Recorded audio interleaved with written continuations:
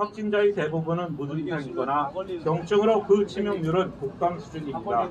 코로나는 독감보다도 약한 병입니다. 증상이 거의 없었습니다. 절대로 코로나에 겁먹지 마십시오.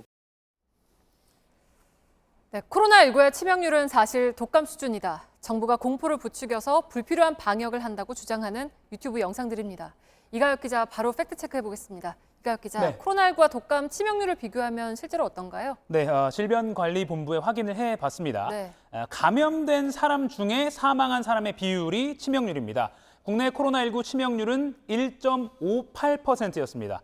독감은 0.05에서 0.1%였습니다. 코로나19 치명률이 최대 30배 정도입니다. 네, 그러니까 독감보다 수십 배가 치명률이 높다라고 나온 건데 네. 아까 그런 주장은 그럼 왜 나왔습니까? 이 독감과 무관하게 현재 방역 당국이 집계하고 발표하는 이 코로나19 치명률이 이 통계상으로는 좀 과대평가돼 있기 때문입니다. 네. 예를 들어 보겠습니다. 우리 질병관리본부가 매일 발표하는 치명률은 이 검사를 받고 판명된 이 확진자가 기준입니다. 만약에 PCR 검사로 확진 판정을 받은 사람이 5명이고 이 중에 1명이 회색처럼 1명이 사망했으면 5분의 1, 즉 치명률은 20%입니다.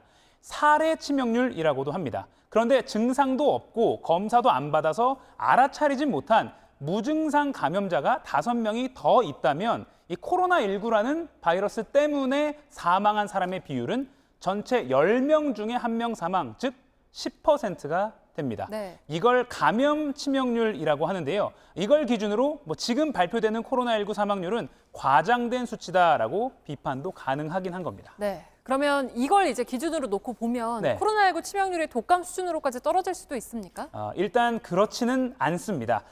최근 연구 결과 나온 이 감염 치명률 추정치를 봐도 독감보다는 치명률이 훨씬 높기 때문입니다. 지난달에 네이처즈에 실린 연구입니다. 영국과 스페인 각 나라 연구진이 추정한 감염 치명률은 각각 0.9%, 0.8%입니다.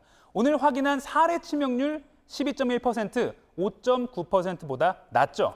하지만 일반적인 독감 치명률보다는 여전히 10배 가까이 높습니다. 네.